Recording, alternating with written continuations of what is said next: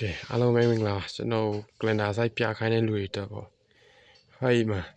သူကဘလူလာလဲဆိုတော့အဲ့မှာ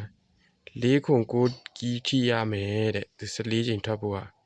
အဲ့96ခုနှစ်ကီရဲ့ပထမဦးဆုံးချိန်ကဒီ14ချိန်မှာကီအနေနဲ့လာပေးရမယ်ပြီးတော့တဲ့အပိတ်နှလုံးက95ခုနှစ်ရဲ့17ချိန်ချိန်ထောက်ကနန်းရဲ့နောက်ပိတ်နှလုံးကအပိတ်အနေနဲ့လာပေးရမယ်တဲ့အဲ့မှာဆို306အနောက်ပိတ်က6ပိတ်လာပြီးသွားတယ်4.9ကီးမှာ4ပြီးသွားတယ်အဲ့လိုပုံစံအတိုင်းပဲဒီ6ခုနှစ်မှာလဲ3.1ကီးလာပေးရမယ်တဲ့အဲ့မှာ3.1အဲ့မှာ3.1လာပေးတယ်85ခုနှစ်ရဲ့နောက်ပိတ်နှလုံးက3.3ပိတ်လာပေးရမယ်တဲ့လာသွားတယ်ပြီးပေါက်လာသွားတယ်အဲ့မှာ96ခုနှစ်3.2အထီးကီးအဲ့မှာ3အထီးကီးလာပေးတယ်အဲ့မှာ95ခုနှစ်ရဲ့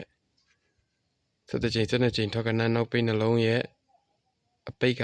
18ပိတ်အဲ့မှာ1ပိတ်လာပြီးတယ်ကဲနောက်တစ်ချိန်မှာ6ခုခွန်4ကီးအဲ့မှာ4ထိသွားတယ်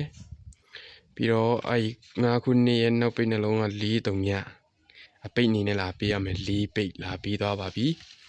ကဲ16ချိန်2016ရောက်ပြန်တော့လေတဲ့သူကလည်းဟိုင်းမှာ3.1အထီးကြီးဟာမှာ93နှစ်ဆိုပြီး3ထိသွားတယ်15ခုနှစ်ရဲ့17ချိန်ထောက်ကနန်းအပိတ်နှလုံးက9တဲ့9နှလုံး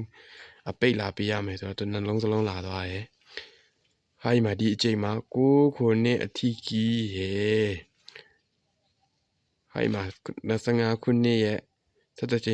န်ထောက်ကနန်းနောက်ပိတ်နှလုံးက2ရဲ့6ရဲ့6အပိတ်ရဲ့9ခုနှစ်ထီကြီးရဲ့နှစ်ကတော့တူနေရပေါ့နှစ်အပိတ်များပေးမလားလို့ကဲကျွန်တော်ကလန်ဒါဆိုင်တောင်းဆိုနေတဲ့မိတ်ဆွေတွေအတွက်ကျွန်တော်တင်ပေးလိုက်ရှင်းပြပါတယ်အားလုံးပဲပောက်ကွယ်မိကြပါစေပေါ့